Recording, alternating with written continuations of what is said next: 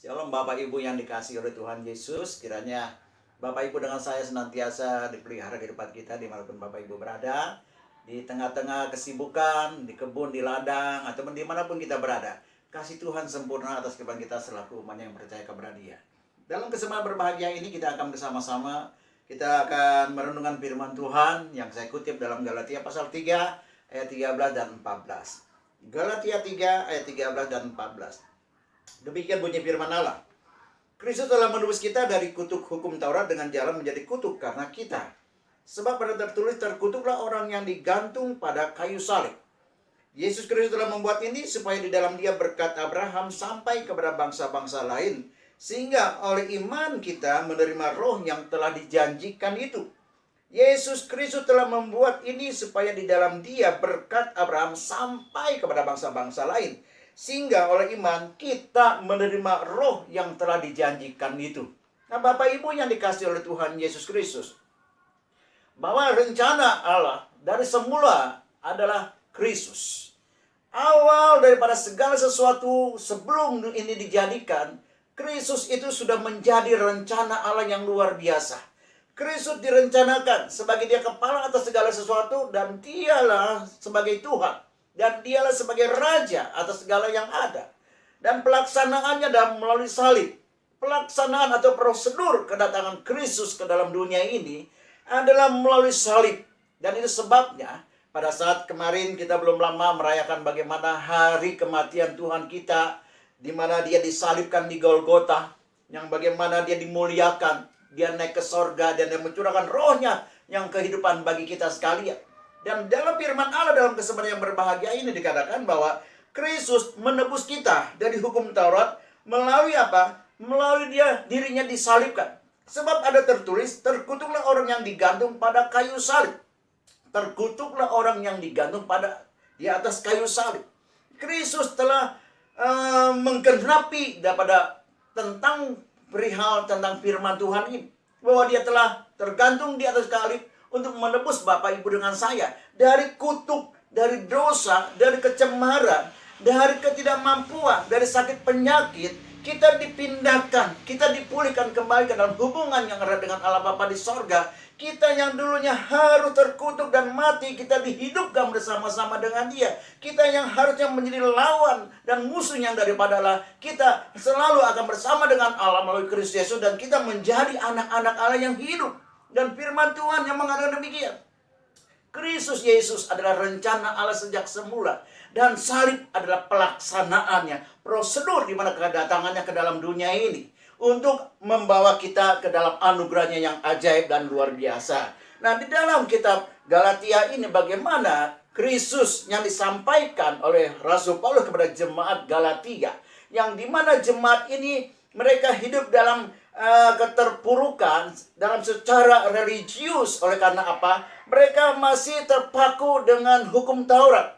Mereka masih terpaku dengan adat istiadat yang justru membawa nilai hal yang buruk di mata Tuhan. Sebab yang mereka lakukan ada perintah-perintah manusia, sedangkan esensi daripada hukum Taurat itu mereka tidak paham dan tidak mengerti. Sebab firman Allah dikatakan bahwa tidak ada seorang pun yang sanggup melakukan seluruh hukum Taurat. Artinya bahwa hukum Taurat itu hanya menjerat manusia dan tidak bisa keluar daripada jeratan, daripada hal-hal yang sangat membebani kehidupan manusia tersebut, sehingga mereka tidak bisa menikmati daripada anugerah Allah yang sesungguhnya. Dan Kristus Yesus datang ke dalam dunia, memulihkan segala sesuatunya, menggenapi hukum Taurat ini dengan Dia mati digantung di atas kayu salib, supaya berkat Abraham tercurah atas bangsa-bangsa lain, termasuk Bapak Ibu dengan saya. Apa janji berkat itu? Adalah roh yang dijanjikan, roh yang daripada Kristus Yesus. Sebab firman Allah mengatakan di dalam Yohanes 12 ayat yang ke-24 dikatakan bahwa kalau biji gandum tidak jatuh ke dalam tanah dan dia mati, maka biji gandum itu akan satu selamanya. Tetapi kalau biji gandum itu mati, maka dia akan berbuah dan akan bertumbuh dan akan berbuah yang banyak. Dan ini maksud dari firman Allah adalah bagaimana Kristus Yesus yang memang Dia harus mati, Dia harus dihancurkan secara manusia insani, Dia harus diremukkan, dan Dia harus dikuburkan, dan Dia mati tersalib supaya akan menghasilkan buah-buah yang banyak yang lebat di hadapan Allah Bapa di sorga. Yaitu apa? Kita sebagaimana rohnya yang dia curahkan melalui kematiannya di atas kayu salib, kita yang harusnya mati, kita dihidupkan. Sebab pada roh kehidupan yang daripada Kristus itu menghuni, bersemayam dalam kehidupan kita. Sebab di dalam firman Tuhan dalam 2 Korintus pasal yang kelima, ayat yang ke-17 dikatakan bahwa kita ini adalah ciptaan yang baru. Jadi kita ini bukan ciptaan yang sudah terpuruk yang seperti yang lalu, manusia yang lama. Tetapi kita bersama dengan Kristus, kita turut disalibkan. Dan kita sekarang hidup karena iman percaya kepada anak Allah, yaitu Kristus Yesus Tuhan. Dan kembali kepada firman Tuhan, bahwa Kristus menggenapi daripada janji Allah kepada Abraham. Abraham yang notabene adalah nenek moyang daripada bangsa Yahudi, di mana bangsa ini karena mereka terikat secara lahiriah, secara daging dalam arti secara jasmani keturunan daripada Abraham, dan Allah pernah berjanji kepada Abraham bahwa melalui kehidupan Abraham maka banyak bangsa-bangsa diberkati oleh keturunan Abraham. Artinya bahwa ada berkat yang dijanjikan oleh Allah kepada Abraham. Namun banyak orang berprasangka kalau bicara tentang berkat itu selalu berbicara hal-hal yang materi, yang lahiriah. Kalau seandainya satu menjadi dua dan bla bla lain sebagainya, atau dia hanya punya motor, kemudian dia mendapat mobil, atau dia punya rumah kontrakan dan mendapat rumah yang baru lain sebagainya, itu nilai-nilai yang terkesan bagi manusia pada umumnya bahwa itu yang disebut berkat Allah. Sehingga banyak orang yang salah persepsi dalam dia mengiringi Tuhan Yesus Kristus. Sebab apa? Konotasinya selalu berbicara tentang berkat. Harus ada berkat. Kalau tidak diberkati seolah ada sesuatu keganjalan ataupun daripada hal-hal yang menghalangi berkat Allah, terutama kehidupan dia pribadi. Kalau melihat orang, kalau dia bertambah makmur sehingga orang mengatakan, wah dia diberkati oleh Tuhan. Bapak Ibu yang dikasihi oleh Tuhan Yesus Kristus, saya tahu bahwa berkat itu kita membutuhkan dalam kehidupan kita ini. Namun percayalah, kalau Allah telah berfirman bahwa engkau, Bapak Ibu dengan saya diberkati, maka Bapak Ibu dengan saya diberkati oleh Tuhan. Dan Tuhan sanggup memelihara kehidupan Bapak Ibu dengan saya dalam kondisi apapun juga. Ini sebagaimana janji firman Allah. Namun di sini kita berbicara tentang berkat yang melalui daripada yang diturunkan, yang dicurahkan atas janji Allah kepada keturunan Abraham, yaitu berkat Abraham dikatakan sana, yaitu apa? Roh yang dijanjikan.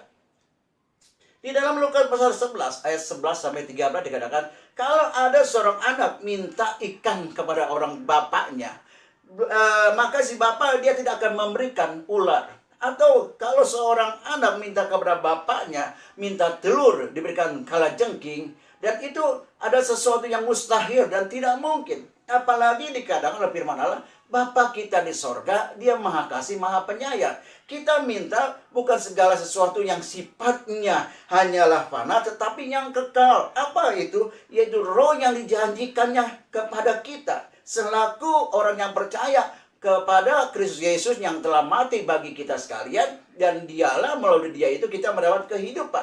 Firman Allah di dalam Roma 8 ayat 2 dikatakan sana bahwa roh kehidupan yang daripada Kristus itu membebaskan kita daripada kutuk dosa dan juga daripada kutuk maut, daripada hukum dosa dan hukum maut. Artinya Bapak Ibu dengan saya dibebaskan, dilepaskan. Dan itu kembali kepada firman Tuhan, Kristus itu harus mati dan dia memang harus diremukkan supaya roh yang dalam diri dia itu keluar. Dia tercurah. Sebab itu biji gandum itu harus jatuh ke dalam tanah dan dia harus mati dan dikuburkan. Dan inilah daripada kebenaran firman Allah. Nah, Bapak Ibu yang dikasihi oleh Tuhan Yesus Kristus. Nah, yang kedua kita melihat di dalam Yohanes pasal ke-6 ayat 53. Dan dikatakan di sana bahwa siapa yang tidak makan daging dan minum darahku, maka dia tidak layak bagiku dan dia tidak bisa menikmati kehidupan yang kekal. Tetapi barang siapa yang makan dagingku dan minum darahku, maka dia beroleh hidup yang kekal. Nah, ini kembali juga adalah bagaimana esensi firman Allah berbicara tentang daripada rancangan Allah di dalam kematian Kristus Yesus di atas kayu salib, tercurah berkat-berkat Abraham di dalamnya. Yaitu yang dimana dikatakan bahwa kembali di sana, ibarat kita makan makanan demi kesehatan kita, dan kita untuk membutuhkan daripada baik energi ataupun vitamin dan sebagainya, tentu kita akan makan buah-buahan ataupun daging dan kita akan mengunyahnya secara perlahan supaya makanan itu dapat dicerna dalam usus kita, kemudian disalurkan di dalam seluruh tubuh kita ini. Itulah bagaimana vitamin ataupun protein yang kita makan menjadi bermanfaat. Akibatnya kita akan menjadi sehat. Dan itu juga bagaimana Kristus yang adalah digambarkan dalam Yohanes pasal yang ke-6 ayat 53. Mulai di sana dikatakan bahwa siapa yang makan tubuhku dan minum darahku, maka inilah gambaran bagaimana kita memakan Kristus Yesus. Gambaran rohaninya adalah dia kita kunyah secara rohani supaya ditransmisikan rohnya dalam kehidupan kita. Itulah bagaimana kedatangan Kristus melalui kematiannya di atas kayu salib. Pantas firman Allah dikatakan bahwa berkat Abraham tercurah atas bangsa-bangsa, termasuk Bapak Ibu dengan saya, yaitu apa? Roh yang dijanjikan, roh yang kehidupan, di mana Bapak Ibu dengan saya menjadi hidup di hadapan Allah. Rumah tangga kita akan menjadi hidup di hadapan Allah. Dan juga apa yang kita lakukan itu berkenan di mata Allah Bapa, yang pada akhirnya apa yang kita perbuat, apa yang kita lakukan dalam kehidupan kita, maka Allah akan turut serta. Baik dalam rumah tangga, baik dalam usaha pekerjaan, baik dalam pelayanan dan masa depan. Bahkan keturunan kita pun Allah akan peduli. Itu sebabnya kita akan menjadi hidup di hadapan Tuhan. Kenapa? Roh kehidupan yang daripada Kristus itu telah memutuskan, membebaskan daripada kita, daripada hukum dosa dan hukum maut. Kita menjadi hidup, kita menjadi terang, dan kita akan menjadi berkat bagi bangsa-bangsa lain di mana kita berada. Inilah bagaimana firman Allah Galatia 3 ayat 13 dan 14. Kristus telah mati di atas kayu salib. Dia menggenapi perkara ini supaya berkat Abraham tercurah atas kehidupan bangsa-bangsa, termasuk Bapak Ibu dengan saya. Kita tidak lagi hidup dalam kutuk. Kita tidak lagi hidup dalam kenistaan, dalam kecemaran. Tapi kita sebagai anak-anak terang. Dalam Efesus 5 ayat 14 dikatakan, bangunlah engkau yang tidur, bangkitlah dari antara orang mati, Kristus bercahaya atas kamu. Kita harus bangun, kita harus bangkit daripada keterpurukan kita, dari ketidaktahuan kita, dari keputusasaan kita, dari hal-hal yang mencekam kehidupan kita, supaya kita bangkit di dalam Kristus Yesus. Kita menjadi hidup dan semua akan terbuka, dan kita berjalan dalam terang Tuhan. Kita menuju ke arah yang benar bersama dengan Kristus. Kita menikmati segala anugerah berkat yang tidak akan pernah berkesudahan. Dari kekal sampai kekal selama-lamanya kita akan bersama dengan Dia. Dan inilah bagaimana salib Kristus bagi kita. Rencana Allah adalah Kristus, pelaksanaan atau prosedurnya adalah salib. Nah, Bapak Ibu yang dikasihi oleh Tuhan Yesus Kristus, kiranya melalui kematian Tuhan kita di atas kayu salib, kita diingatkan bahwa kita hidup bukan kita lagi, manusia lama kita juga sudah turut disalibkan bersama dengan Dia. Kita hidup karena iman percaya, rohnya ada dalam kehidupan Bapak Ibu dengan saya. Dan segala sesuatu apa yang kita perkatakan, segala sesuatu apa yang kita perbuat, kalau kita bersandar dan senantiasa tinggal dalam kasih Kristus, bersama dengan Kristus, dan selalu bersekutu dengan Kristus, kita senantiasa melakukan segala sesuatu yang menyertakan Kristus. Di dalam Kristus kita hidup bersama dengan Kristus, maka segala sesuatunya akan hidup dan akan memberikan kenikmatan dalam kehidupan kita. Damai, sukacita, berkat, pertolongan. Tidak ada perkara mustahil. Yesus akan turut campur tangan dalam kehidupan Bapak Ibu dengan saya. Dalam rumah tangga, dalam usaha pekerjaan. Orang bilang hari-hari ini zaman yang cukup susah. Namun saya katakan berkat Tuhan tidak pernah berkesudahan dalam kehidupan Bapak Ibu dengan saya. Berkat Allah selalu hadir ada bagi orang-orang percaya. Bahkan dalam pelayanan kita pun semuanya Tuhan akan nyatakan kuasa, berkat, pertolongan, bahkan kuasa rohnya. Mujizat akan terjadi bagi setiap orang yang percaya, yang taat, yang kudus, dan melakukan kehendak Allah Bapa di sorga, yang hidup dituntun oleh rohnya dan dibimbing oleh rohnya dalam kebenaran firman Allah yang hidup kekal selama-lamanya. Terpujilah nama Tuhan kita Yesus Kristus, terpujilah. Biarlah Bapak Ibu dengan saya senantiasa iring Tuhan, mengenal Kristus dengan benar, dan kita akan semakin cinta kepada Dia, dan kita akan selalu menjadi setia kepada Dia, iring Tuhan selama-lamanya. Sebab Kristus adalah Raja, Dialah kepala atas gerejanya. Bapak Ibu dengan saya juga dianggap sebagai anak-anaknya, dan kita bangga sebagai identitas anak-anak Allah yang hidup, Allah bersama dengan kita. Terpujilah nama Tuhan, diberkatilah kehidupan Bapak Ibu dengan saya, rumah tangga, usaha pekerjaan, pelayanan kesehatanmu, masa depan, dan anak-anak cucumu. Tuhan akan melimpahkan kecukupan dalam rumah tangga kehidupanmu selama-lamanya. Haleluya, haleluya, terpujilah nama Tuhan. Haleluya, haleluya. Amin.